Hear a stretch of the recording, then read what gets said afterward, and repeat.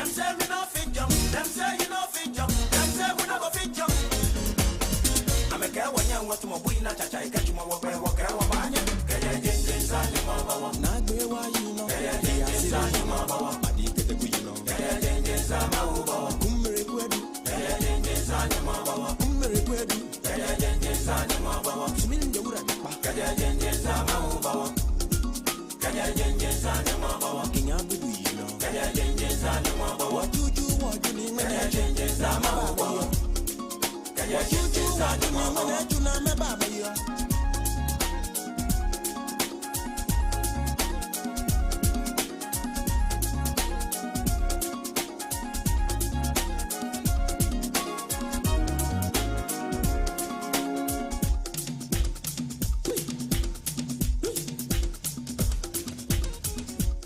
Right, exactly 30 minutes to the top of the hour. This is the Business Breakfast on Zed 101.9 FM, the special holiday edition.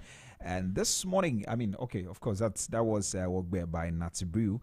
And this morning, we are going to talk about Farmers Day. Now, today, as Ghana marks Farmers Day, we are taking a moment to talk about something that actually touches all of us. We're talking about our food, we're talking about our farmers and the systems that keep this country fed. Our farmers work very hard every single day, but the truth is that our food system is facing real pressure from the weather, from rising costs, from distribution challenges, and even from our own eating habits. And this morning, we want to break things down in a simple and very honest way. How do we strengthen our farmers? How do we make sure Ghana can feed itself? And how do we even build a food system that keeps our people very healthy? And I have with me an organic agronomist and a soil management expert. His name is Dr. Daniel Basie Jr. Doc, good morning and welcome to the Business Breakfast on Zed. Thank you. Good morning. Good morning to every listener. Good morning to viewers. Good morning to everyone. Thank you for inviting me and bringing me here for this discussion. Great. And I'm grateful. Yeah, thank you so much. Thank you too for accepting to be here. Today's Farmers Day. Maybe we can start on that note. What does Farmers Day mean to you personally? Basically, Farmers Day, it's a very special moment that the whole country recognizes our gallant farmers to say a very huge thank you for what they've done for the entire year. Without farmers, there's no life. We need to appreciate all the work that they've done. Everybody knows that farming work is not a joke. Being on the open environment, on the hot sun, breaking your back to grow food for human beings to consume. Human beings, we cannot live without food, and food is key when you take water out of it. Therefore, it's a very special moment that we say a very big thank you for farmers all over the country. And when we are talking about farmers, I would like to also very quickly draw the attention of everyone that we are not only looking at crop farmers, farmers who are growing crops. That's what people think. Immediately talk about farmers. Absolutely. We are also looking at livestock farmers. Livestock farmers, including poultry. And not only, let's also remember, and there's a trick, everybody don't even have attention on that, fishermen. Yes, fishermen. Yeah. Therefore, we are looking at all these fantastic and superhuman beings who are making sure they are culturing animals, they are culturing crops, and bringing it to we, the consumers. Those of us that we are not into farming, those of us that we are into other professions, in the medical field, in the legal entity, in engineering, etc., etc. At the end of the day, everything that we do, we have to come back home, sit at the dining table and eat. True. If not, we need to eat somewhere, maybe at the workplace, maybe a very special food joint. You normally go there to eat, and all these. We eat food, and where are these food coming from? It's coming from somebody that you don't know, who is really, like I really said, working on the field the whole day from morning to evening, throughout the week non-stop, and making sure you can still go have that food at that food joint. There's food at home. Anywhere that you want to find food to eat, there is food that you can eat. So it's a very big task And like I said, it's a very huge thank you in a very huge capital letters to say, farmers, we appreciate. Without you, we don't have life. Right. But why is this such an important celebration for Ghana? Like I rightly said, human beings as we are, there are three entities that really support our life. Number one is the air that we are breathing. Number two is water. The third one is food. We can't do without these three.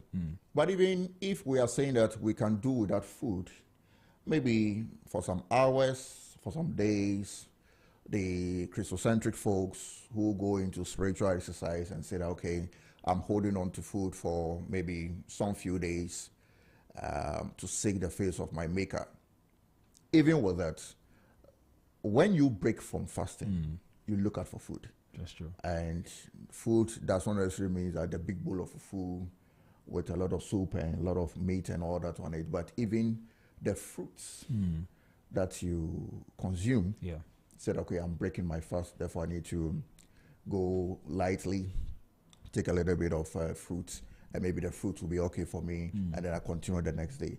The fruit is also cultivated by a very super professional that God has created called the farmer, who has cultivated that fruit. Therefore, we cannot, as a country, say that we will not recognize these superhuman beings. And also, in a very special moment that we can also say that, look, Ghana as a country, our economy, the backbone of the economy, as everybody knows, everybody keep on saying that it's all about agriculture. Agriculture is employing about 67% of the entire population of the country. Therefore, the trade that we have in other countries in relation to agriculture, and very quickly it will come into the minds of everyone about cocoa. That is the most leading commodity that Ghana trade on the international market. Yeah. And cocoa is an agricultural crop. Cocoa is cultivated by professionals known as the cocoa farmers. Yeah. And we can't do that. We all understand and know how cocoa is so essential, so important for us as a country. The finance ministry cannot exist without cocoa, and we have a whole board called the Ghana Cocoa Board that is seeing to our cocoa industry, the whole country. And all these things, we are looking at them and we are seeing that even the economy itself cannot thrive, cannot be on its own, looking at other professions, looking at other businesses, and you tend to emulate or maybe push away agriculture. No, agriculture is key. We cannot do without it. So economy-wise, it is playing a very key role, which is so huge and big. And also, like I already started explaining, as we the human beings, what we are consuming, and that is what is making us to be who we are. And of course, that brings to the table a very special moment once in every year to appreciate, to say, wow, farmers, you've done a great job. I'm going to ask you, you say once in every year, whether that is enough. But just before that, do you think the average Ghanaian actually understands the role of farmers in our everyday life? That has been a very interesting challenge, I should say. The ordinary Ghanaian out there has not really recognized this.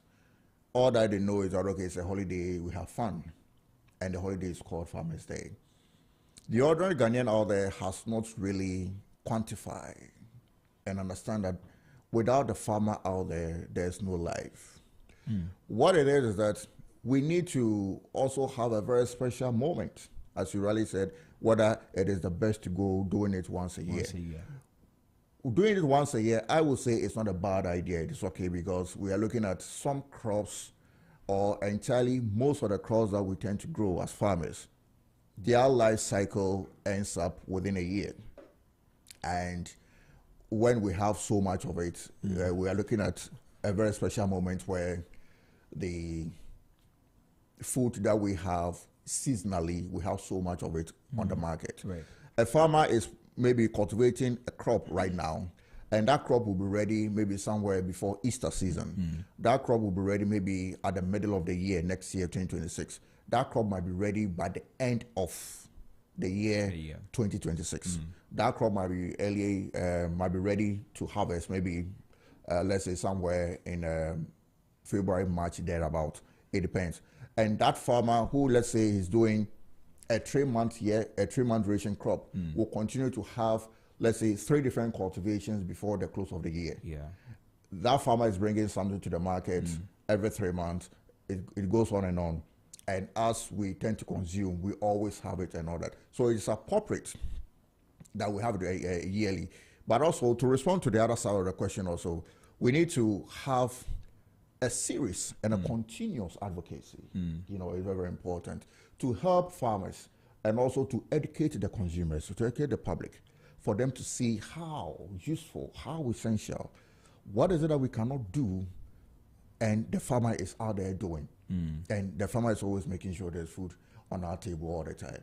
So apart from the 1 year Farmers Day annual celebration, we need to have moments. Most especially now, the social media, they are doing so many things.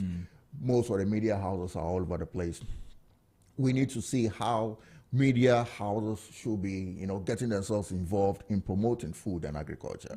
In other countries, they do so much of it, and it has helped the entire country to really give the very high level of respect to farmers, as compared to interesting Ghana, where people don't give so much regards to farmers. If you are a farmer, you are a poor person. If you are a farmer, you are a school dropout. If you are a farmer, you are this, you are that. The society don't give regards to farmers. But look, as I rightly said, without a farmer, there's no life. The society is rather giving attention and high respect to bankers, medical professionals, legal practitioners, engineers, etc., which is not the way to go. All these professionals, like I made mention, consume and eat food. And where's the food coming from? So when this advocacy, when this promotion, when this education keep on going on through our various media houses, then it draws the attention of the ordinary Ghanaian on the street and go like, "Ooh, I'm hearing this about farmers. I never knew, not knowing that, whoa, without them, I mean, so many things cannot happen." And even national basis, now that agriculture, I won't say now, but for years, ever since Ghana's independence came into existence, agriculture has been the backbone of the economy. And government need to also make sure they are facilitating, promoting, and also making sure that this kind of education is on the media houses all the time. All the time. That, look, apart from even the food that we are eating, because everybody says, some people say, "Oh, we are bringing food from other countries in the form of imports." Therefore, if it's not coming from the farmer that I know out there, then it's coming from somewhere, so I wouldn't appreciate my own Ghanaian farmer. When the government is promoting this agenda and making sure that without agriculture, looking at the most precious commodity, which is cocoa, for export, we cannot have our economy thriving. And government needs to also help to understand, for the whole country to understand that with the revenue that the government is making out of cocoa, it is able to do A, B, C, D. That is helping this same ordinary Ghanaian who has not recognized the effort of farmers. Then that huge respect and that high level of regard comes into play. Right. So, I mean, I get the point you're making, the fact that many people don't regard the farmers. But do the farmers themselves also feel valued? I know you work closely with some of them. I do. You know, farming is a passion. That is the highest and the topmost profession ever since the creation of this whole wide world. If you go back into biblical understanding how the world was created. The world was created, when you read your Bible, it tells you a garden was made. And the garden was having a wide range of living things, plants and animals. When the Creator made this whole wide world, or when the world was created, it wasn't created on a desert where there's only, you know, sand everywhere, or it was not created where there are skyscraper buildings, airports, some other infrastructures. No, it was a garden that was created. And human being was also created to take care and be in charge of the garden, called the Garden of Eden. And when we look at it from that view, when you pick up that profession as a farmer, you should see yourself to be the profession that God created for human beings. Because God said that be in charge of the garden. Yeah. So if I'm in charge of a garden and I'm in charge of crops, animals, that is what God has given me. God didn't create lawyers. God didn't create medical professionals. God didn't create engineers. I'm not condemning those professions, though. We cannot do without them. You know, we are all important to each other. But what we are talking about, for farmers to be proud of themselves, for farmers to say that this profession or this thing that I'm doing is the topmost, I wouldn't really listen to what the masses are talking about, because I'm always in a tanted clothes. I'm not wearing a suit and tie. I'm not sitting under air condition. I only use hoe and cutlass to get on the open environment. The sun is so hot. Sometimes when it is raining, I still need to at least do some work at the farm. And people drive past and see what I'm doing, and they don't give regards to that. Don't pay attention to those people. Okay. Like I said, education regarding those people will come on the next discussion. But for you, the farmer, to understand and see that without you, there's no food. Without you, there's no life. Therefore, I am the most important personality, the most important human being on this planet Earth, because I am growing what every human being on this planet Earth have to consume. Yeah. And you need to identify and see yourself that without you, there's no life on this planet Earth, as I keep saying. That is what I think our farmers, or we the farmers, we need to understand, we need to know, for us to feel good on ourselves, for us to be highly so proud of ourselves in what we are doing, and not what the masses are looking out for, because you are not wearing suit and tie, and people are going like, oh, what is this man doing, and etc., etc. Even your home, your family, your extended family, are they really giving high regards to what you're doing? All these things come into play. So first of all, it starts from you yourself as a farmer, right from creation, how God created this whole wide world, and giving you that mandate to be in charge of plants and animals. All right. Very good. I see. Let's. Do you think that the Farmers' Day celebration should evolve into to include maybe deeper conversations about farmer welfare? We know we do the awards, best farmer, this and all of that. Do you think we should actually be looking at farmer welfare around this time? Not around this time. It should have started very long ago. The welfare of farmers, yes. Just like the way we give regards to the welfare of other professionals. When you look at other professionals where there's so much attention on them, there's a lot of benefits. If you are this, you are that, you are entitled to ABC, the very long list. You know, the welfare of farmers is highly important. I think there are some insurance companies who are giving or paying attention to farmers and helping them to subscribe to insurance policies regarding their farming activities, and they, the farmers themselves, which is not a bad idea. There are also other aspects that it has to go to the farmer regarding its welfare and well-being. And I think government need to take some of this initiative and also create the enabling environment for the private sector to also step into some of these aspects regarding the farmer, their welfare. We know that in the cocoa sector, there is an educational fund for farmers, their children, for them to have subsidized education in the form of a scholarship. These things were given to farmers so many years ago. That is farmers regarding, that has to do with cocoa. But it should trigger down to other farmers as well. You know, the vegetable farmers, the cereal and grain, legume farmers and all that. They also have to have that kind of, welfare. So mentioning the government doing that, it means that the government need to trigger down to how they can also conglomerate all these other farmers, put them together for them to understand that we have this number of maize farmers, rice farmers, sorghum and millet farmers, putting all of them together, cereals and grain farmers, legume farmers, vegetable farmers, tree crops farmers like the cashew, the citrus, avocados and what have you. so that the government will also see their high level of contribution to the economy, their high level contribution to so many other things regarding food security and all that. Then the government also come up with a fund that can take care of all these farmers. That will also make farmers to feel so good, feel highly respected, so much, very, very, very important, so that they can also, give so much effort into the farming profession that they are in. Right. Therefore, some of these things need to come on board. Normally, when the government takes the first step, it entertains and welcomes private sector also to be part of. So when government, come up with some of these initiatives, other individuals who think it is a business 50-50 win avenue for them to also get involved. And of course, we have a lot of it also being part of it. Yeah. All right, great.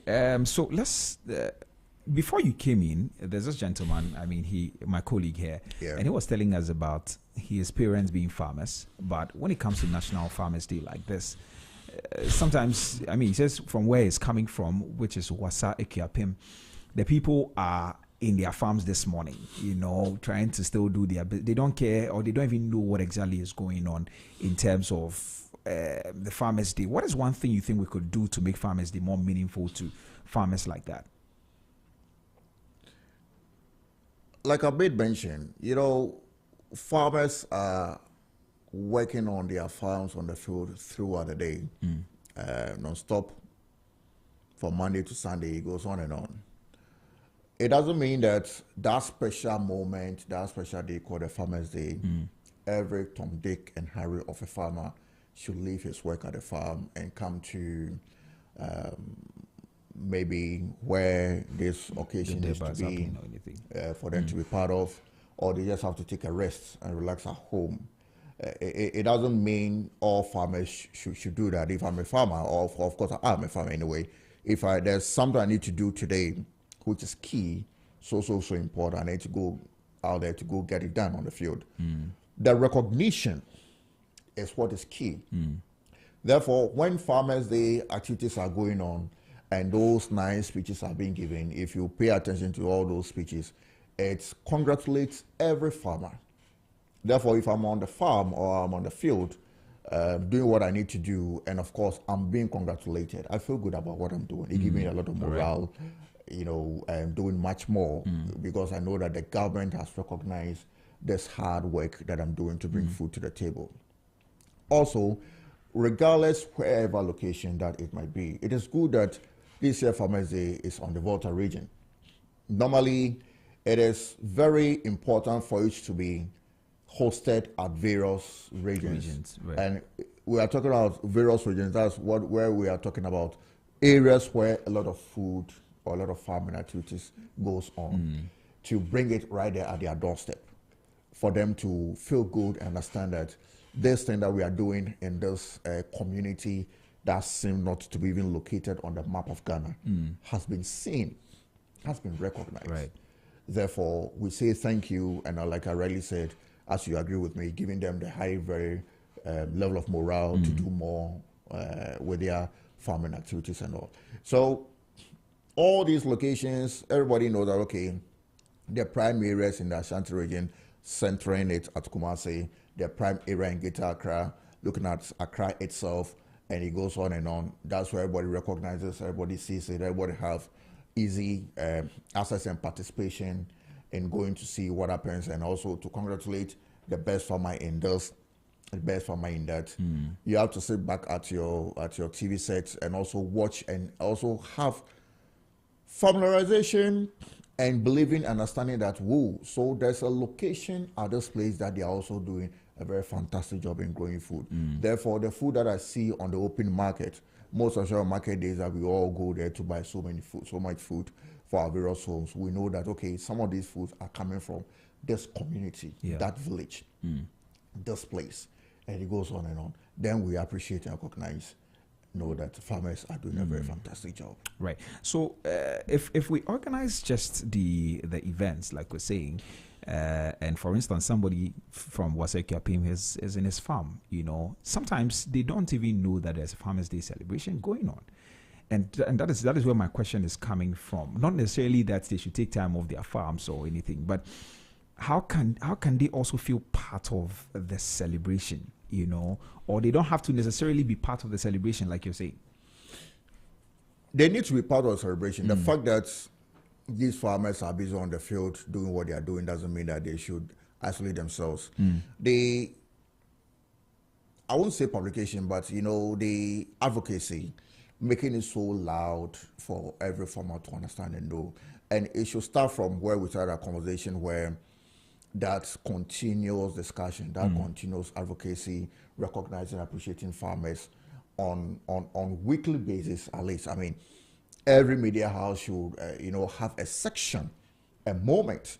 Now, most media houses, no matter the location that you are in Ghana, you could have your channel will be able to capture quite a number of them. It's reach out to everybody.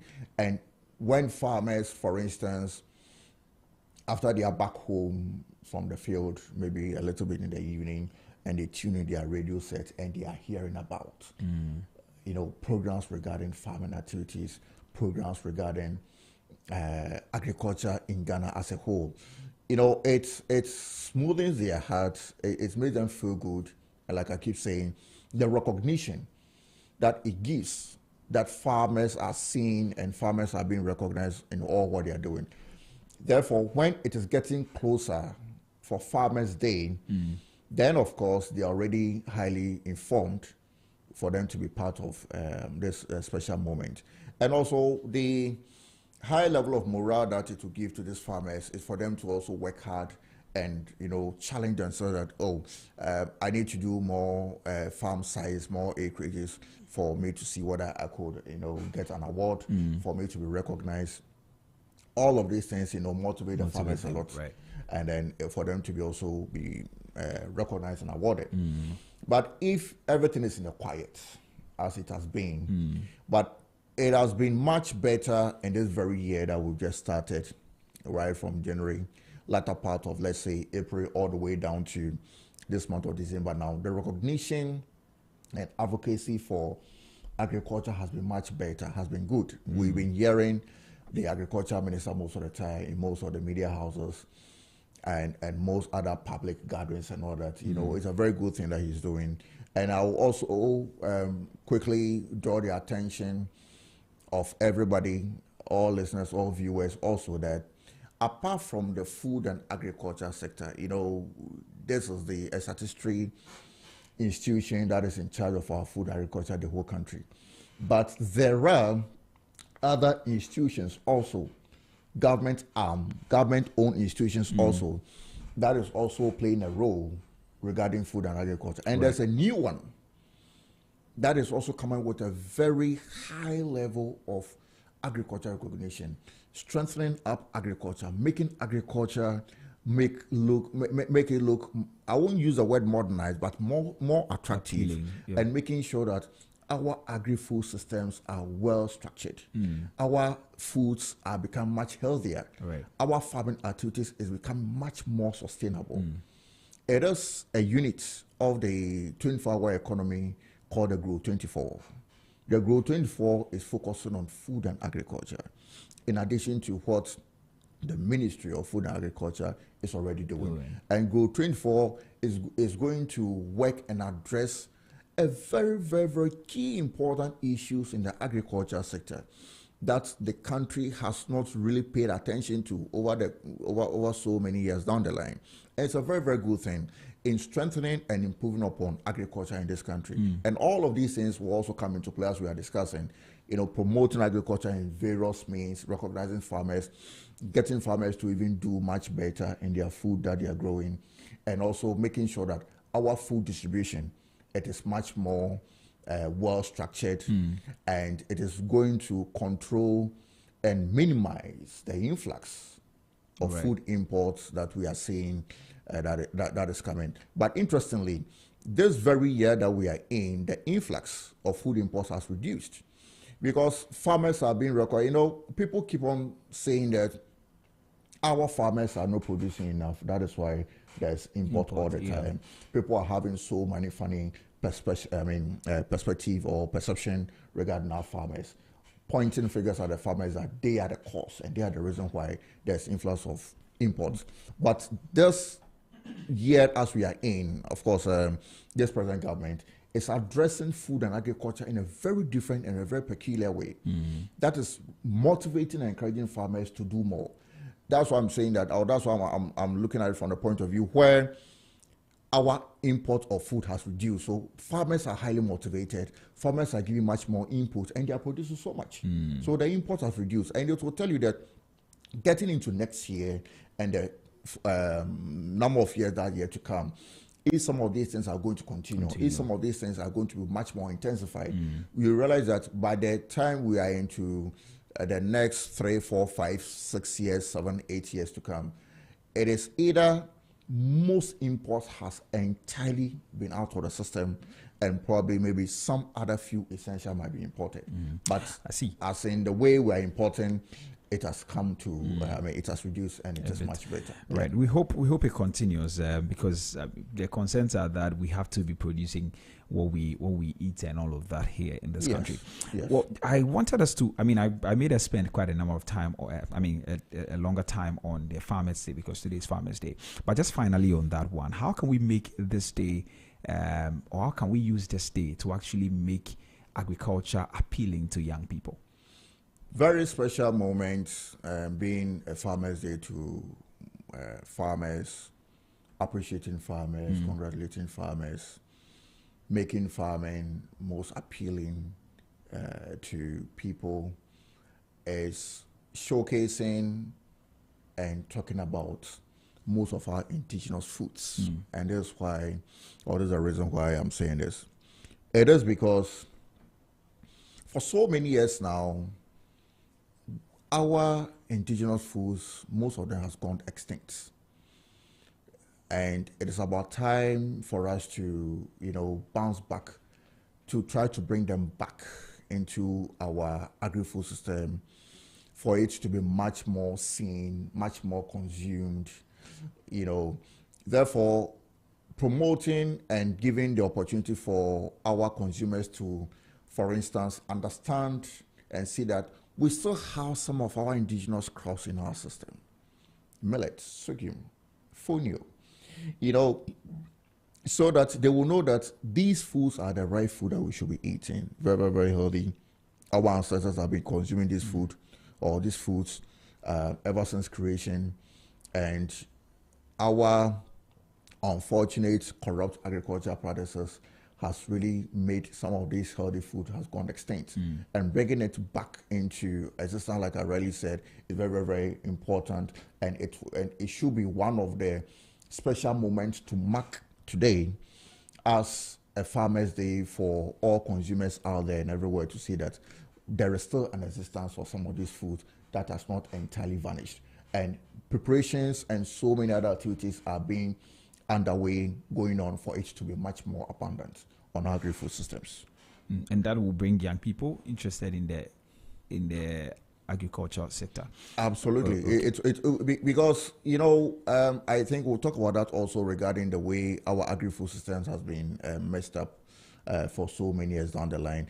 And like I really said, the arm of government that is new in the system, that is the 24-hour economy, under the Grow 24 initiative, it is going to address most of these issues and make sure that it will bring back some of these very, very, very healthy indigenous foods into our system again.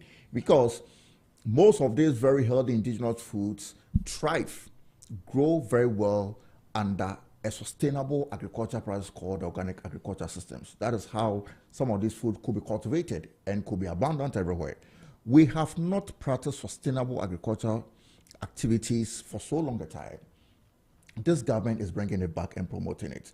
Grow 24 is even championing it much stronger and better in making sure that now our agri-food system should focus on what is called agroecological approach in growing food, and which is healthy, the most healthiest way to grow food.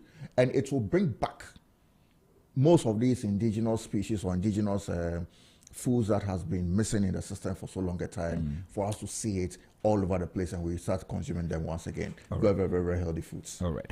Okay, well, 21 minutes after 9. This is the Business Breakfast on Zed 101.9 FM with me, Nichwebi Hammond. And this morning we're talking about Farmers Day, Ghana's food future. We're strengthening, with a focus on strengthening farmers, our health, and also our ecosystems. And my guest this morning is Dr. Daniel Basie Jr. He's an organic agronomist and also soil management expert, and he's helping us understand a few things this morning. You can join a conversation on our WhatsApp by sending us a text on 0544321019, 0544321019. You can send your questions, comments to that number, and also you can engage us on our social media platforms. We're on Facebook at ZFMGH and on YouTube at Z Multimedia. Please drop a comment and we'll read them for you.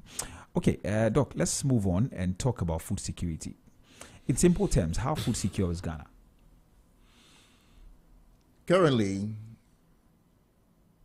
Ghana, we are doing much better when it comes in terms of food security. But I would like to help all viewers and listeners to understand and know what is called food security in the very first place. Food security, most of the time, people think that when you have so much food, and when you go to our local market and there is a lot of food that is going bad, and food from our hinterlands comes into the highly populated places, our local market, in trucks, and we are seeing so much of it. Bags of maize, the plantains, the root and tubers, etc., etc. We have so much of it. And, that does not tells you that there is food that you are seeing with your naked eyes. Therefore, we are secure with food. And I will explain what is really true meant by food security. Number one, when a country is making sure that its natural resources are protected, its natural resources are highly stable and not destructed. When I'm talking about natural resources, I'm talking about fresh water bodies, I'm talking about our forests, I'm talking about our soils. And so many natural entities that constitute and bring together what is called ecosystem services, promoting biodiversity. When we have all these things in place, then we move to crop farming. Crop farming, I'm talking about not just growing crops, but using sustainable approach, sustainable practices, organic agriculture, agroecological approach in growing food. Because when you use agroecological approaches and also organic agriculture activities in growing food, you are not going to destroy our forest. You are not going to disturb underground water. You are not going to cause any harm to the soil. You are rather promoting soil health. All these entities, just to mention a few, should support the production of food continuously, non-stop. When we are having weather conditions which is not too good, now there's climate instability globally. When your natural resources are not really stable, or when your natural resources are highly disturbed, for instance, regarding illegal mining activities, that is really messing up our natural resources. When our forests, our trees, that is stabilizing, promoting, and making sure that our ecosystem is entirely stable. Because if you look at the forest, for instance, and if you look at the trees, the contribution or the what they do in the environment are so much. Our fauna and flora are being made to be in place. It is not highly disturbed. Very important species like insects. Very important species like birds. And when I'm talking about insects, I'm talking about birds. These are very important living entities that will make our crops that we grow to grow and grow well through what is called pollination. And most of the crops that we are consuming, being it grains and cereal, vegetables and what have you, most of the fruits, vegetables to be specific, when they are not pollinated, how are they going to grow into fruits? I don't want to dive so much into science regarding how the whole process goes about, not to bore viewers and listeners, but these things should be in place so that we can continuously have food growing all the time. So that we will not find ourselves in a fix where we cannot continue to grow food, or where our food that we are producing or we are growing is not giving us the good and the best of you to suffice consumers in terms of their food consumption rate. That will trigger us to go to the neighboring countries or far more countries to bring food in form of an import. Therefore, we need to make sure our natural ecosystem is stable. Our natural resources are not disturbed, and they are very, very, very key, and they are very, very stable. That will enable these useful living organisms to help our plants to grow. We need to grow food to marry and to match with nature. All these key, activities need to be in place for us to tell ourselves that we are secure with food. Also, when we have what is called sovereignty, food sovereignty, there is no way we can talk about food security without talking about food sovereignty. Right. Food sovereignty is basically about you having entirely control, and you own it to yourself, your agri-food systems. And I'm giving an example of maybe, let's say, a seed. The seed that we are using to grow food. Maize seeds, cowpea seeds, vegetable seeds like the chili pepper, the tomatoes, garden eggs, whatever, etc., etc. If you have the seeds yourself, where you don't have to wait for the seeds to be given to you from somebody, and our agri shops also are having the seeds themselves, the seeds that is produced right here in Ghana, and not the seeds which is being imported, or not the seeds coming from anywhere. We own it to ourselves. We go out there to have our seeds and grow our crops anytime the farmer wants to grow food. We own our food. Nobody owns it. Therefore, we are not bringing in anything that is going to help us to grow our food. And most of the things that we are seeing that is coming into the country that we are using to grow our food are even so, they are synthetic. It is not helping our food systems. It is destroying our ecosystem, destroying the environment, and so on and so forth. When all those things are no more, and we own it to ourselves, we are making sure that correct agriculture practices, sustainably, plants, healthy soil health activities, and making sure that we are growing healthy food, because our consumers need to consume healthy food. And food security also addresses and talks about healthy food, not food which is poisoned. No, your food should be healthy, because your life has to do with healthy life regarding healthy food. When we are talking about healthy food, we are talking about healthy soil, healthy plants, healthy living human beings. That's how it works. So how do I keep my soil healthy for my plants to be healthy so that I can produce healthy food for human beings? Right. All these things are in the whole chain, and it is comparted into where we are addressing and talking about what's called food security. But I want to know, you've talked about the things that must be in place for us to say we are food secure. Do you see those things in Ghana? Are we food secure? We are not for now, but it is promising. And I repeat, currently, some of these issues that I've outlined is underway in handling and solving those issues.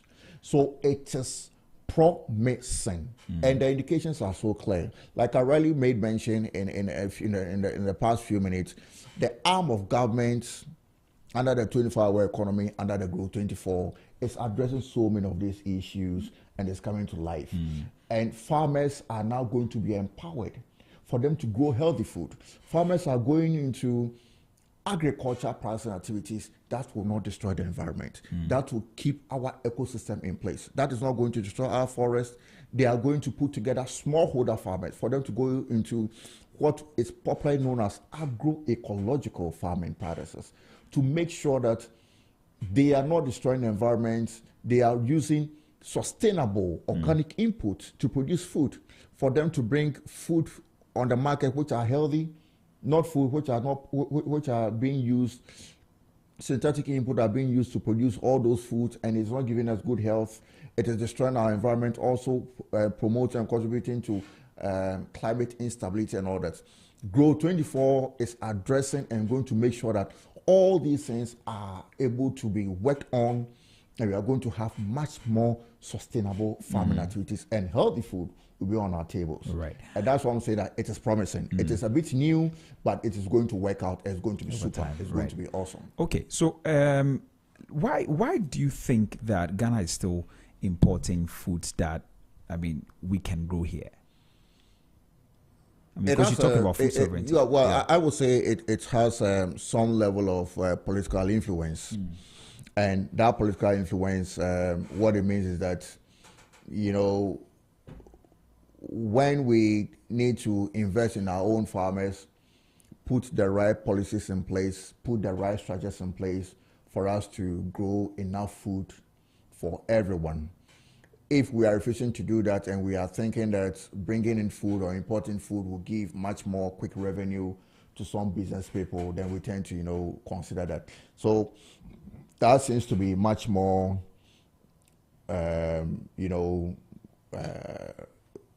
kind of political arm that goes into that. But we need to quickly invest and rather focus on our farmers, trust so much in them, put the right policies in place for them to grow our own food, for us to cut down import. But how does climate change affect our ability to be food secure? Climate instability is a very big thing. Globally, they just ended Conference of Party 30 or COP30 that was held in Brazil.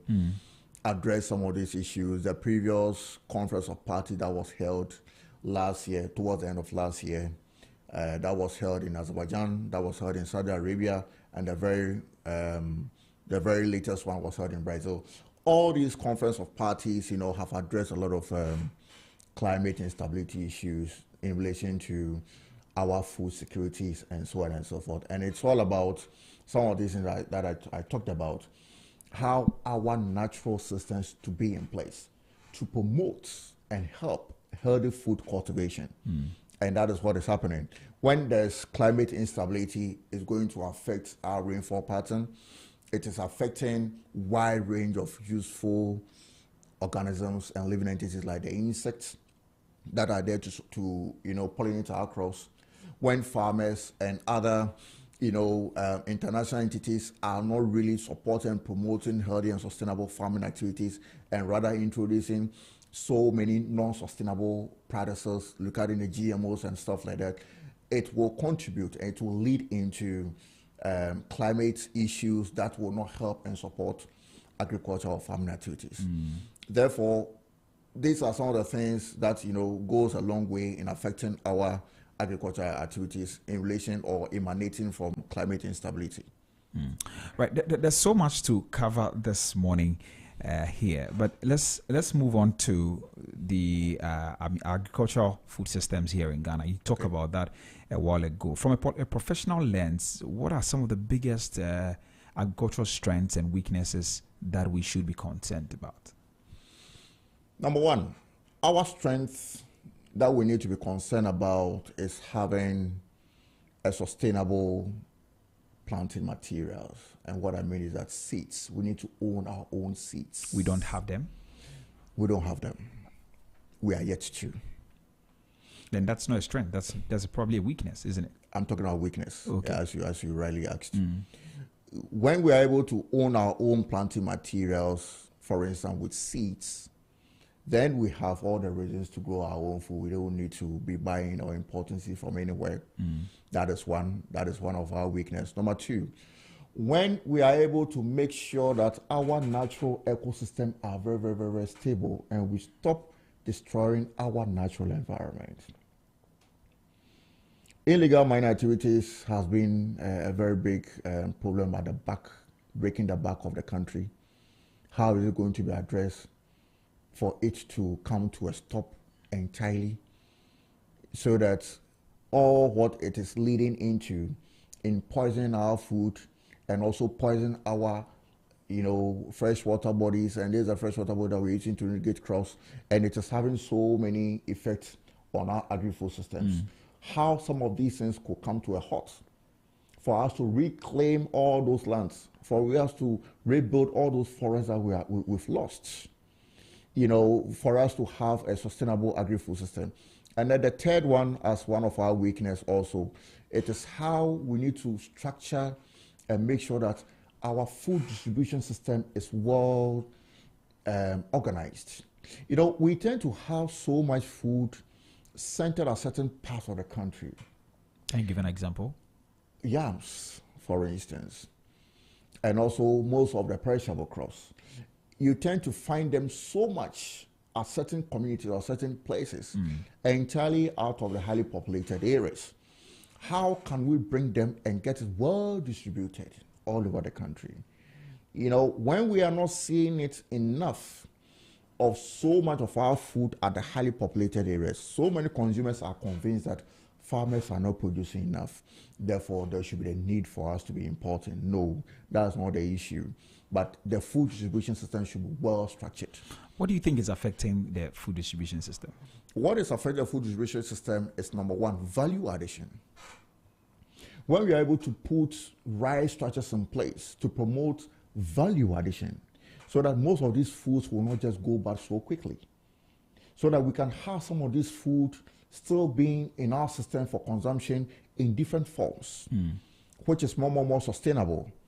We don't have to just leave them in their raw states just for it to be sitting at the market and then it finally goes bad, because consumers, for example, if you're looking at yams, as I already said, if we are adding value to our yams for it to be processed into flour. Flour is a commodity, or flour is a product that could be used for so many things. And of course, the gluten-free kind of flour, that's the kind of flour that we get from root and tubers, could be used just as the way we use the wheat flour for the pastries, for entirely everything that we happen to use those flour with. And when we are able to do some of these things, it helps to get our agri-food system well structured. That is one. Also, a value addition regarding our cereals, grains, and legumes. There's this fantastic and an awesome company we have in Ghana called Agromix. Agromix is into value addition of most of our indigenous crops, and it's doing a fantastic job.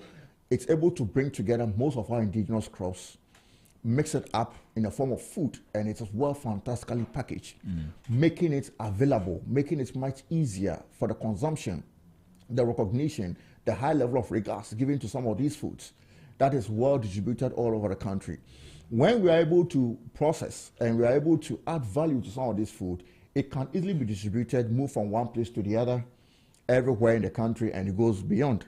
So value addition of most of our indigenous crops in a form of produce or in a form of being in a state as which it can be consumed easily by consumers is also one of the factors that's affecting our agri-food systems. The strength for now that I can say is that we are seeing most of the strength for the past couple of years since this new government came that has really empowered and really add more, strength and a lot of morale to farmers in producing so much food.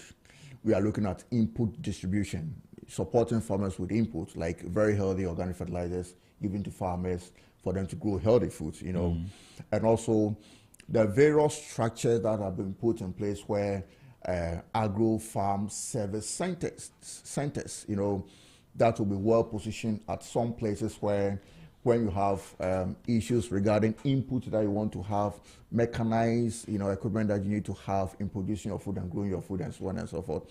It is just as close to you as you, the farmer, looking at the various classes of farms in all over the country. Right. Some of these service centers are being constructed and built in all this, and it is underway. So that it makes easy when a farmer needs something, the farmer don't need to travel all the way from the north all the way to Accra to just get a part of a tractor that has broken down and going all the way back to the northern region with a part, get it fixed.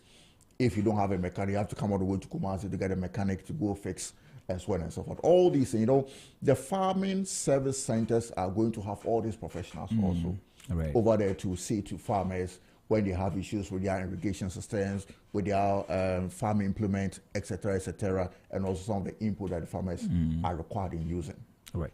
There's still so much to cover. Just that our time is almost running very fast, and so we'll be going very soon. But you talked about food distribution a while ago, and you didn't quite mention transportation. Doesn't it play a role in there? It is one of the role, transportation, making sure our road networks are well structured in place. It is one of the reasons why we are having our food system not well distributed. And also having the right logistical means in transporting them. For instance, if you are transporting fresh vegetables from a place somewhere in the Bono region, or maybe somewhere in the Ashanti region, and then you are bringing it all the way down to the Greater Accra region, and you are not transporting it with the right means of a bus or a van, which is not refrigerated, for instance, and looking at the high temperatures, driving all the way, all those number of hours on the street, coming all the way down to Accra. When we have the right, means of transport in moving most of our perishable crops to the highly populated areas where consumption of food is very, very high. That is one, and I've talked about road networks also. I have not really emphasized so much on these two things because from where we sit and the way we are observing closely how agriculture it is growing and developing under this very government, it has been addressed, and not only being addressed, but measures are being taken in place. Steps have been taken. The Ministry of Roads and Transport is working closely with the Ministry of Food and Agriculture. It's working close with the 24-hour economy. If you are able to chance on the 24-hour economy policy, all these things have been addressed very well. And it is going to really get things into play. And like I said, it is not only documented, it has not only been mentioned. Things are currently underway. Okay.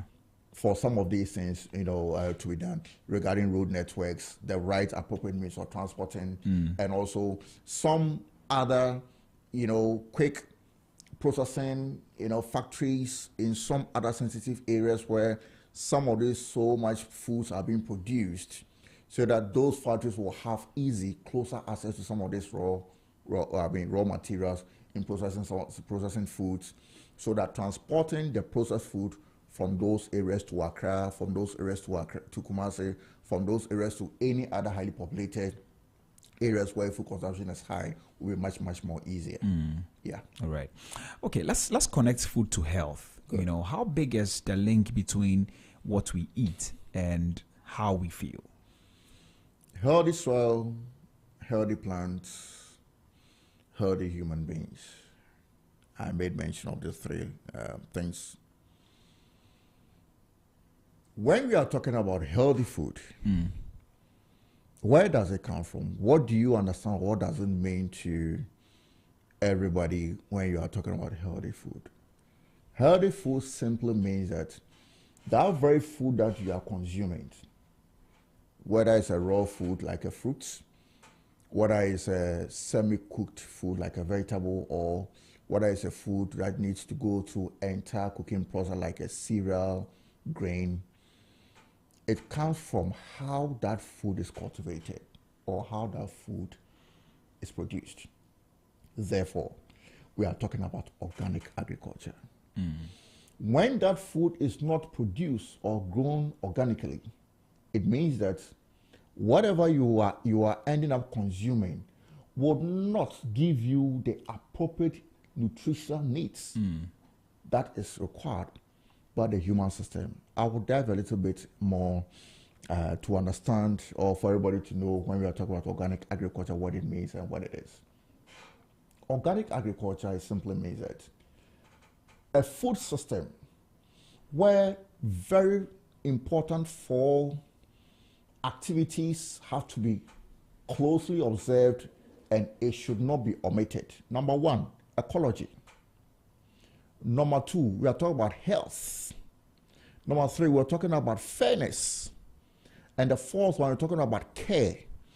when you factor in these 4 protocols that should be existing or that should lead you in growing your food, then it is identified and recognized as you are practicing organic agriculture and you are growing organic foods. Right. And organic foods, of course, that is what the body needs. The body cannot do without. The body is not meant to be digesting and having so much food that is synthetically produced, or that input that was used to grow that food were synthetics. When I say synthetics, it means that they are not real natural inputs. Yeah. You know, and that is how organic food gets in closer relationship with human health. And that's what we need to consume, or that's what it is the way to go. And some of these things is going to be addressed, or is currently underway in trying to help Ghanaians to consume as much more organic foods as possible. And the Grow 24 under the 24-hour economy is promoting that.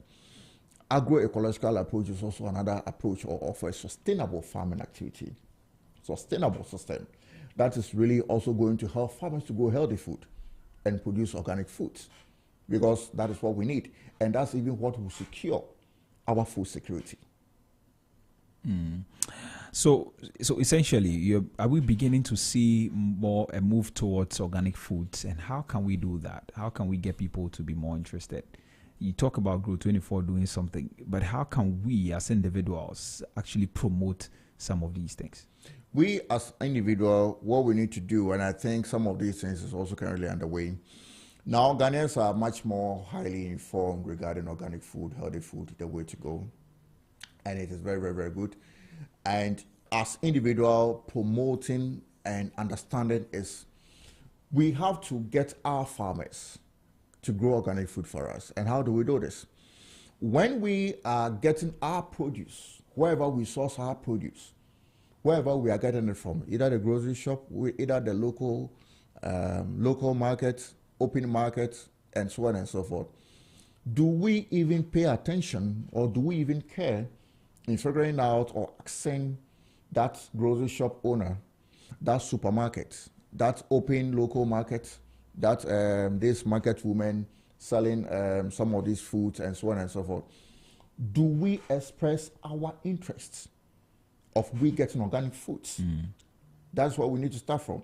You know, we as individuals, when we don't tend to do some of these things in our own way, because now that we understand and now that we know that organic food is the way to go, and organic food gives me the best of health, wherever we are sourcing, wherever we are buying our foods, we need to express the interest, push it to this market woman, push it to that grocery shop operator, etc., etc. Where we are getting our foods, let's keep on pushing and asking and demanding for organic food. Wherever they are also sourcing it from, whether they are sourcing from the farmer or wherever they are sourcing it from, they will also carry the message onwards, right, to let them know that my customers that come to my shop, my customers that come to the market lately are pushing and demanding for organic food. Right. So, Mr. Farmer, organic food should be the way to go. Could you please start producing organic food so that my customers will have what they want when they come over to my shop, to their market, to buy food? That is how we individuals will need to start it from. Although we might not get it as accurate as it is, but it should start from somewhere. Right. When we are pushing for it, when we are demanding for it, that is where it goes all the way down to the farmer. For the farmer to now see the need that organic food is the way to go. Farmers will also complain and say that, oh, you know, organic food production is back-breaking, it's too difficult, it is so hard. You don't need to be using certain inputs that makes it easy for farming, but rather you need to use most of a lot of manual activities, and it goes on and on. But when the farmer understands and know that even that hard work that he goes through, the produce that he's producing as organic food, that of course it goes into standardization. It has to be get certified and so on and so forth. I don't want to dive too much into that. Okay. But when the farmer understands that when I go through that hell of trouble, quote unquote, in producing all this healthy food, it has bias. That's what consumers are looking for. So the farmer will find a reason to go into that. But when we, our own self, we are highly interested in foods that we don't even care, we don't even question where it's coming from. So far it is cheap, for instance, we'll buy so much of it and we think that, oh, it is, I can economize it with just few cities that I'm having. If I go to the market with 100 cities, I can buy so much and it can take me a good number of days and you think that is the end of it. You are not even helping the farmer. Right. Yeah, you're not helping yourself. You're not also helping yourself also. Okay, great. So let's touch on, we've scratched the surface of a lot of things. I think that we need to have a good time to actually take them one after the other and speak. We can spend the whole day on ecosystem and biodiversity. Absolutely. And all of the other things. Yeah. Now, one of the major challenges we're beginning to experience, and I know you mentioned it earlier, is the issue about galamsey. Yeah. I want you to talk, speak to this briefly. How does protecting our forests, soils, water bodies, and biodiversity support long-term food production in Ghana? We can wrap up with that. All right, go on. Right here in Ghana, we have a statutory entities that are mandated to protect our fauna and flora. And this organization or this institution is the Forestry Commission and also the Wildlife Division. That is one. This the entity that the government has mandated to make sure that our natural resources, our forests, are not destroyed. It is also their mandate to protect and safeguard what is called sacred groves all over the country. When we have well-equipped and the right professionals in these institutions in working on these few things I've made mention, protecting our forests, making sure our freshwater bodies are protected, making sure our sacred groves, when I say sacred groves are small forests protected by the indigenes of a community. That signifies the heritage of that community. That also promotes ecological entities and protects so many things and serve the village as their means and their identity, in growing their food and so on and so forth. These institutions are mandated to protect it. When our forests are stable, when our freshwater bodies are not contaminated and they are not destroyed, then we have what is called a biodiversity, because the relationship is driven between freshwater bodies or in other words, we also term as wetlands and also our forests. They work together. When we have wetlands, and most of the time, some people will quickly say the Amazon forest, the way it looks, it goes a long way, in doing so many things for the environment. Right. And contributing and seeing it in relation to our agricultural activities and practices. We need to allow these entities also to work closely with farmers, to work closely with the agriculture ministry, to also bring out various agricultural activities and practices that will not harm and destroy what they are protecting. All right. So there is the coordination between these two entities. Forestry Commission, Ministry of Food and Agriculture, and also one more important entity, the Environmental and Protection Authority. Yeah, EPA. EPA. For them to play this role, and of course the Ministry of Environment and Science also does the same.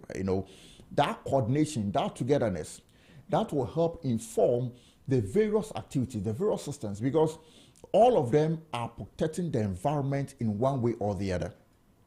Therefore, why is it that some people should be allowed to step into those forests and start removing those trees and dig deep into the soil looking for gold? Under whose authority? And why is it that we have these institutions sitting down watching to see people get off our vegetation out of the surface of the soil, dig so deep into the soil, destroy our freshwater bodies, desert some of the freshwater bodies also looking for gold? Why should it be so? That is why we are asking, or that's why we are holding these institutions responsible, for them to have the task force out there. Of course, I think Forestry Commission have their own task force in the forest, trying to protect and make sure that the chainsaw operators are not cutting down trees anyhow, and so on and so forth. They need to be trained properly. They need to be well equipped, and make sure that some of the security forces should also get involved, like a military, making sure that some of these things will never happen, because we cannot live on this planet Earth without some of these entities. Freshwater bodies, forests, the biodiversity entirely contributing and making sure the ecosystem is complete. We can't do without them. Right, we've been given some more time. Yeah, so if go ahead. Yes, we can talk about. I mean, we may have to go back and talk about some of the things that we just hinted on. But just hold on for me. Well, exactly 56 minutes after 9. This is a business breakfast on Zed 101.9 FM with me, Trebi Hammond. This morning on our roundtable discussion, we are talking about Ghana's food future. With a focus on strengthening our farmers, our health, and our ecosystem. We've had a great conversation so far about farmers, and so we've moved on to health and our ecosystems. But we're going to come back and touch on some of the few other things that we only maybe hinted on. But you can join a conversation on our social media platforms. We're on Facebook at ZFMGH. Please drop a comment, then we'll read that for you. And also on YouTube, you can do same. We are at Z Multimedia on YouTube. And you can send us a WhatsApp on 0544321019, 0544321019. And you can call us on 030395661, 030395661. And we give you the opportunity to share your thoughts with us this morning. All right, Doc, let's come back. These are things that we've touched on already, but we want to throw some more light on each of them. When you were talking about food security, you made mention of very important things. I mean, like climate change and all of that. I want to know, what do you think that we can do? What role can local communities play in improving our food security as a country? Every local community, as I made mention of a very important aspect, that is also should be the role of the Forestry Commission, is to protect sacred groves. And like I said, sacred groves are community forests that has been protected way back from our ancestors. And it is also the duty and the responsibility of our traditional rulers or our traditional leaders to safeguard and protect some of these sacred groups.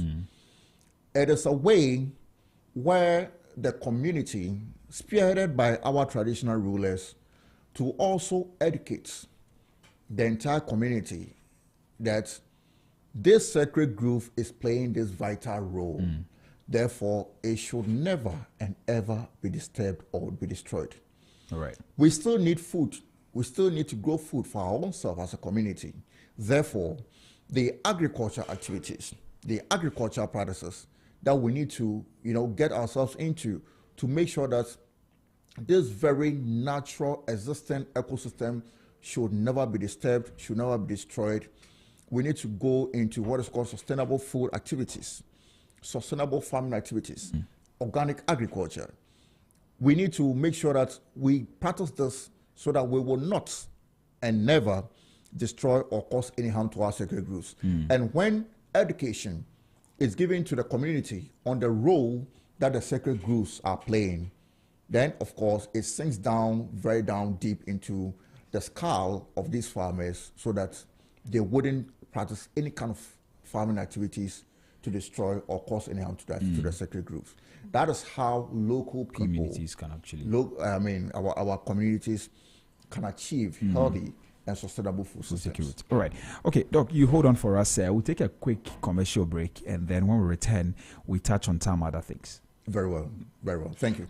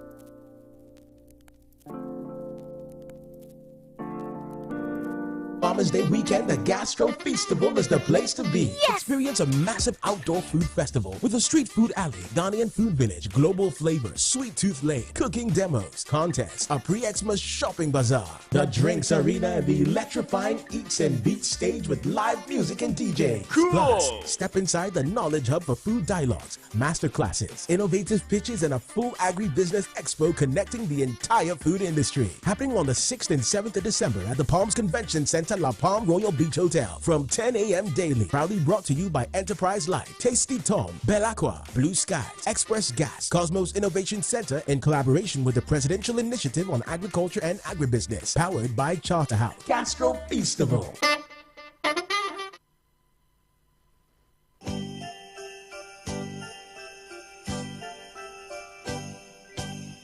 Ho, ho, ho. Good Park, together with the Father Campbell Foundation and the Miracle Child Foundation, is helping bring joy to the less privileged children by making their Christmas wishes come true. Children from several foundations will have written heartfelt letters to the Good Santa on December 10th at Good Park. Come, read a letter, and make your wish come true. Give a child a reason to smile this season. Follow Good Park on all socials. Become a good Santa. Every child deserves joy. Ho, ho, ho. All right, welcome back to the Business Breakfast on Zed 101.9 FM with me, Nee Trevi Hammond, and we get back into our conversation this morning. We're talking about Ghana's food future, and with a focus on strengthening our farmers, our health, and our ecosystem. My guest is Dr. Daniel B.C. Jr. He is an organic agronomist and also soil management expert. And he's helping us have this conversation this morning. He's been talking about quite a number of things. We've talked about the significance of Farmers Day. We've also tried to touch on food security briefly, and that was where we came back to that, and then we went on a quick break. Doc, let's continue the conversation, and we'll still stick to food security for a few minutes. I want to know how much of our food security challenge is about production, and how much of it is about our planning. Currently, the production is encouraging. Looking at our conversation right from the beginning, for the past good number of months, that is looking at the latter part of April all the way down to December. And like I said, it is also promising that there's going to be more food that we are going to see in the system. And this food is coming from our local farmers, which is very, very important. There is no food coming from somewhere else. That is key. Yeah.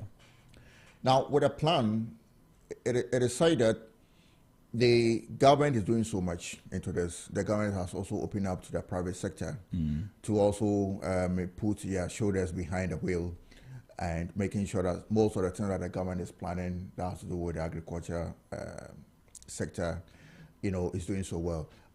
Saying much more regarding the government's activity and influence because of this special day.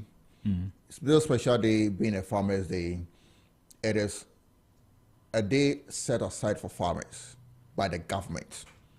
Therefore, the government is prepared and willing to do more for these farmers. Not only presenting to them those awards for everybody to see, but quote unquote behind the scene, the government is also doing so much, in making sure farm inputs are very well distributed to farmers. That is very, very key. I made mention of some of the plans or the farmer service centers that the government is currently underway working on. Government also giving the most better and the best of room for companies that is into value addition of most of our produce and most especially the indigenous crops, helping consumers to understand and know that we still have some of these indigenous crops and how some of these crops could be consumed in so many diverse ways. These are the plans and some of the things that is currently underway, and the government is doing so much into doing this and making sure that it come into play and become something, very, very, very real. Right, okay. So maybe what is one bold step that you think that we can actually take to become more self-reliant? The bold step that we need to take is to trust and believe in our own farmers, that they can produce more and they can produce healthy foods. That is a bold step that we individuals, we consumers out there, we need to take. Right. If we are still seeing our farmers and we are not giving the best of regards to them, just like the way we give regards to other professionals or other professions, then in our own way, psychologically, we are not helping ourselves if even the farmers are doing their best. The farmers need the consumers to also come on board. The farmers need the consumers to say all the beautiful and the nice things to them. The farmer needs the consumer to say that, you know, Mr. Farmer, I cannot live without you. You are the one feeding me. Yeah. I trust so much in what you are producing. I like what you are doing. Without you, the country's economy will go down the drain so quickly. We appreciate so much. And like I said, that bold step should also come from the government, you know, from the government arm, because the economic growth and development in relation to agriculture is spearheaded, controlled, and championed by the government. In the world of food exports, we're looking at cocoa most especially. Yeah. Therefore, when the government is also advocating and promoting, you know, and getting farmers highly motivated in doing what they are doing in other agricultural production, not only in cocoa, it also a means at which, you know, we see some of these things happen. When the individual out there is seeing the greater involvement of government in the world of food and agriculture, it makes everybody happy. True. It makes everybody understand that. So the way the government is giving so much attention to the agriculture sector, it means that, you know, it is a way to go. It will motivate even the young folks to also dive into some of these agriculture professions and all that. And that was a way that agriculture can also, you know, get the young ones in terms of entrepreneurship and a wide range of, you know, other opportunities that the agriculture is serving. The percentage that it is employing, about 67%, you know, it will become real for everybody to know that the percentage at which agriculture is employing countrywide, I mean the entire country, will even go much more higher because of much more involvement, much more advocacy, much more promotion, so many nice things coming from the government that is getting individuals out there to also get themselves highly motivated and trust and believe in the ordinary Ghanaian farmer.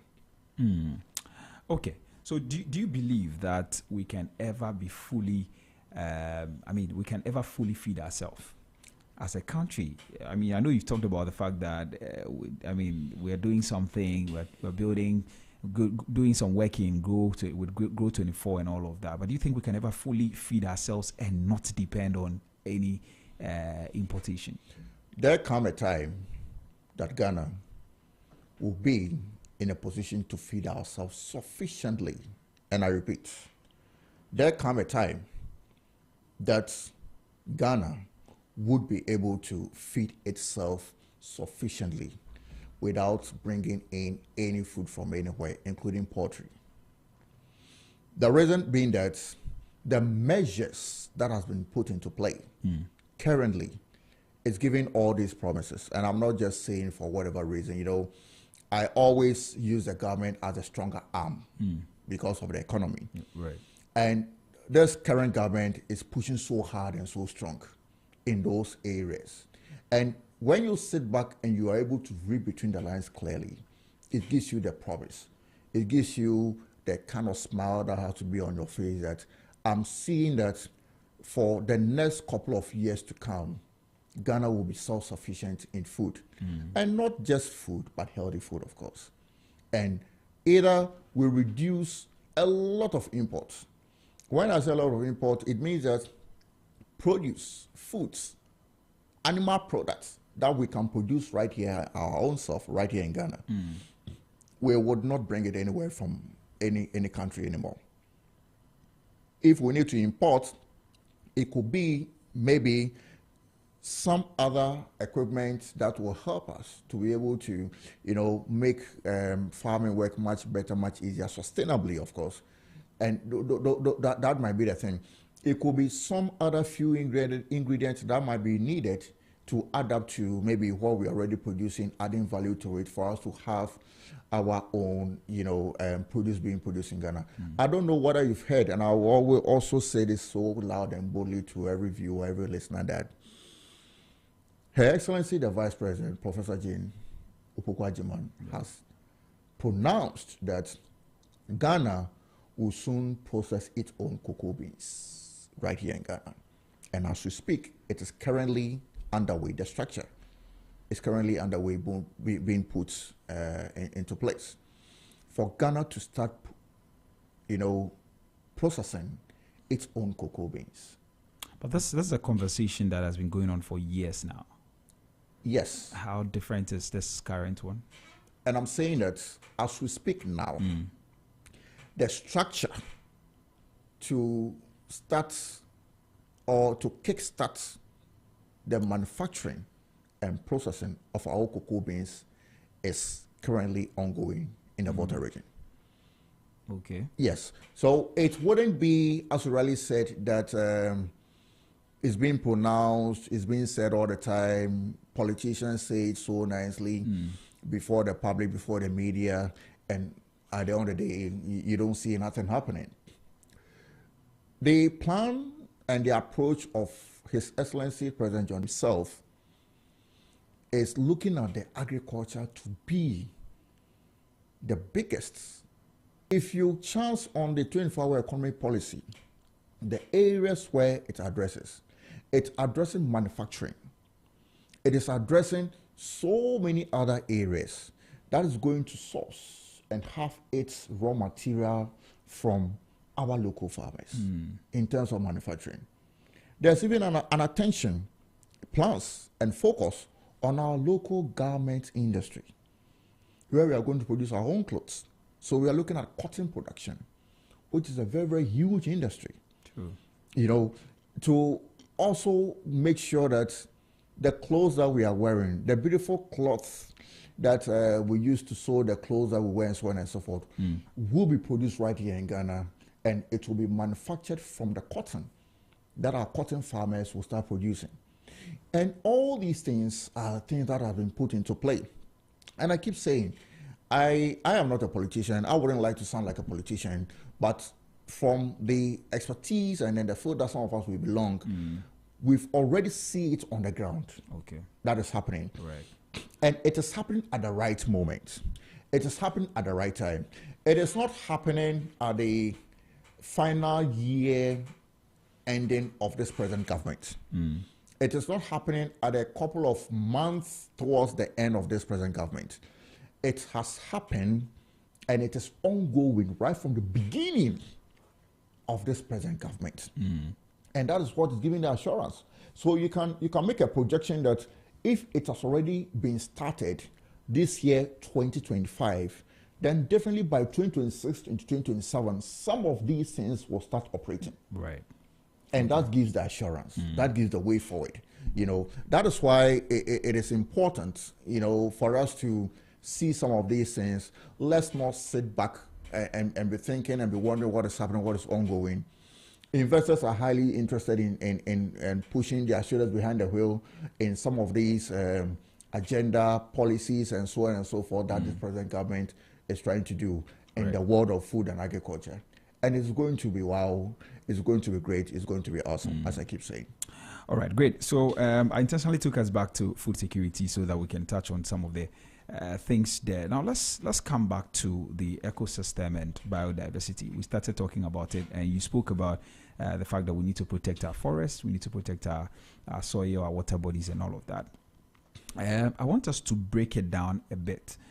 Do you think are farmers aware of the long-term effects of farming practices on the environment? Every farmer, regardless wherever this farmer is located, even with the peri-urban farmers. When I say peri-urban farmers, I'm talking about farmers or farming activities that is happening within, in and around the urban locations or the urban areas. Urban locations, urban areas is not only Accra. Some places in Sunyani, some places in Kumasi in the Ashanti region, some places in the northern part of Ghana, Tamale, and so on and so forth. Urban, what makes a location to be an urban? That is locations where population is a bit higher, certain infrastructures and certain livelihood activities keeps on going on. That makes things much bit simpler and easier. Government arms and administrations are being found in those areas and so on and so forth. We tend to identify and see those places as an urban areas. Farmers who are even growing food in such areas are making sure that they are mainstreaming ecological approaches. And when I say ecological approaches, they are making sure that there are some plants at wherever they are growing their food. Right. There are some trees that is contributing to reduce evapotranspiration, loss of water through freshwater bodies and plants. All right. There are some structures or there are some plants existing that is controlling and reducing what is called runoffs and erosion. Some plants that in existence that is stabilizing the soil structure. Farmers have this indigenous knowledge naturally that they inherited from our ancestors all over down to this generation. Every farmer knows that. So wherever the farmer is growing his food, he's making sure some of these things are in existence. Right. And even with the peri-urban farmers that I'm even using as an example, is that if you go to some locations over here in Accra, for instance, if you go to Jowlu, you see some peri-urban farming activities going on in and around Jowlu. When you try to go there, just look around. Okay, you see, a hop of plantain that have been cultivated at a particular place, and that plantain has been there for years upon years. It keeps on growing. These peri-urban farmers are always looking for space, much more space to grow food. Yeah. But they will never and ever remove all those plantains all over there. And these plantains, this is uncountable, a lot of it. You could see some trees that these peri-urban farmers have not touched it.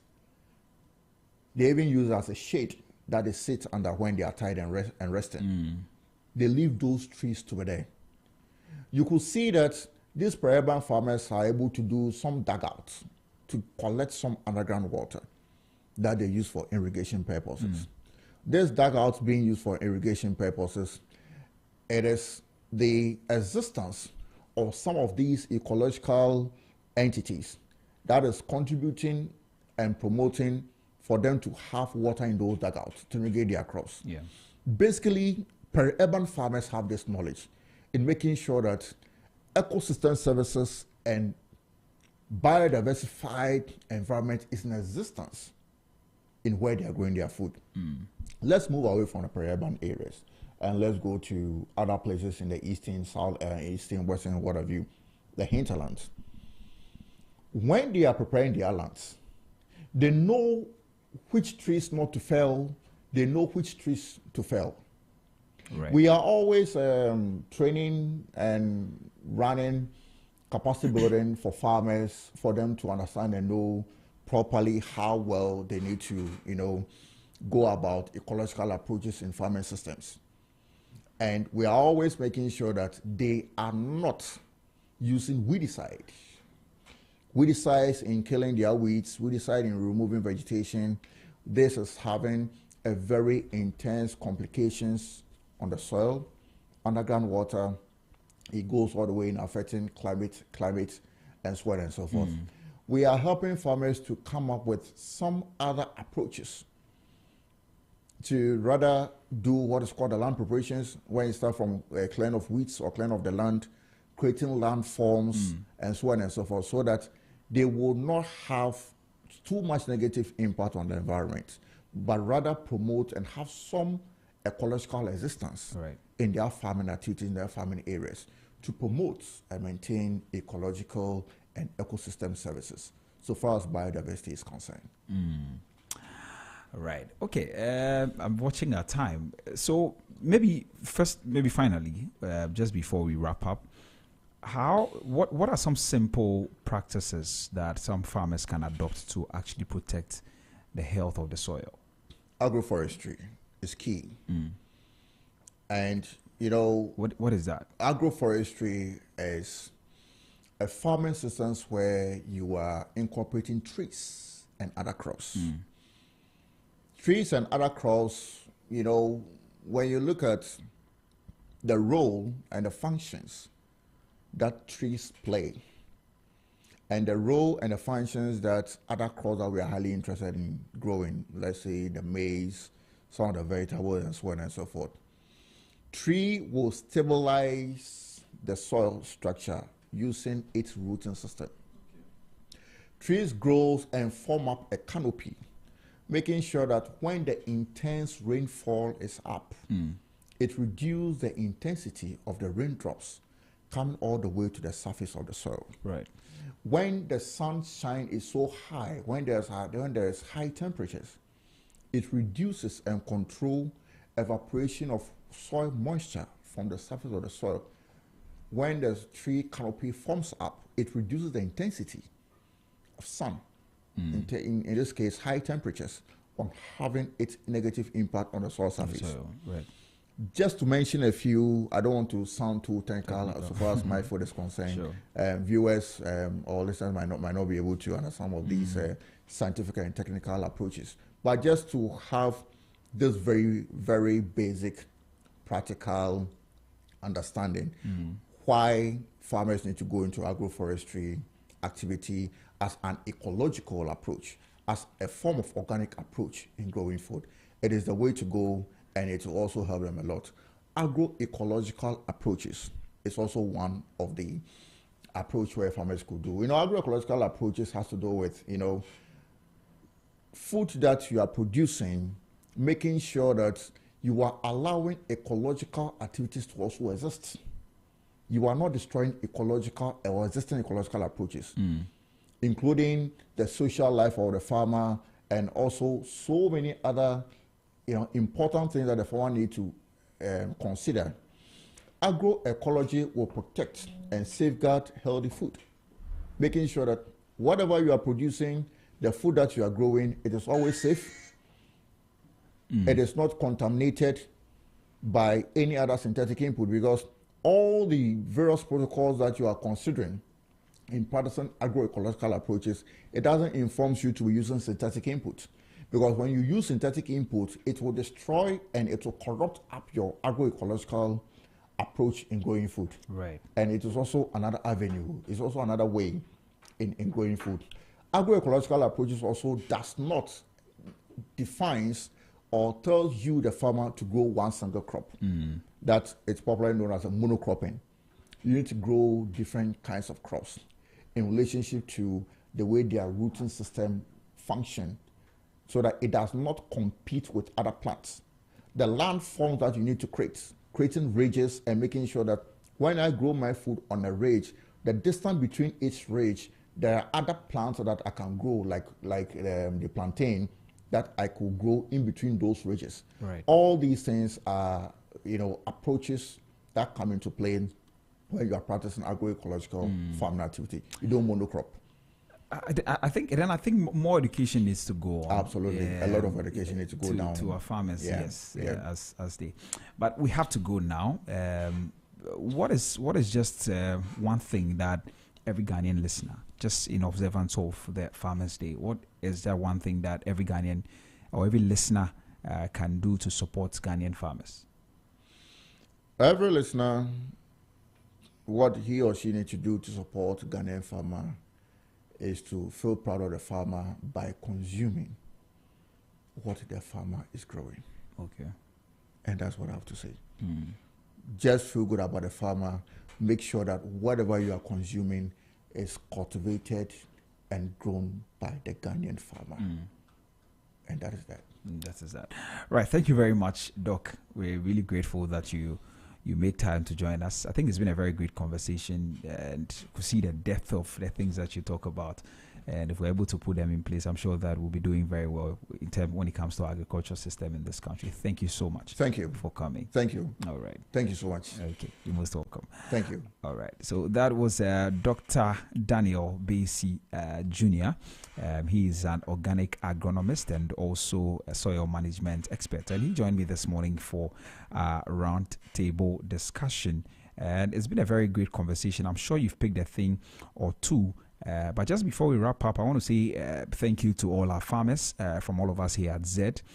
Thank you for all the good things that you're doing. Keep producing for us, because without you, we cannot continue to live. And so we're really grateful to you. If there's any farmer who's listening to us, or you know any farmer, please do well to reach out to them and express your gratitude for the good work they are doing for Mother Ghana and for you and I. All right, so happy birthday. Before I wrap up, happy birthday going out to Madam Ami, supervisor of Achimota Basic School. This is from Joseph Korte. Says that happy birthday to you and God bless you so much. May God continue to take you places, and may this new year actually bring you great things. So Madam Ami, God bless you so much, supervisor of Achimota Basic School. And also shout outs going out to Bridget Yaira. Thank you very much for always tuning into the show. We are really grateful that you do that. All right, so that's how we wrap up today on the special holiday edition of the Business Breakfast on Zed 101.9 FM. We're back again on Monday for more interesting conversations right here on the show. My name is Nichebi Hammond. Please keep listening to Zed. And when you think Ghana, think Zed. Up next is The Brighter Side with Jeremy Okorie Amwako. Stay tuned.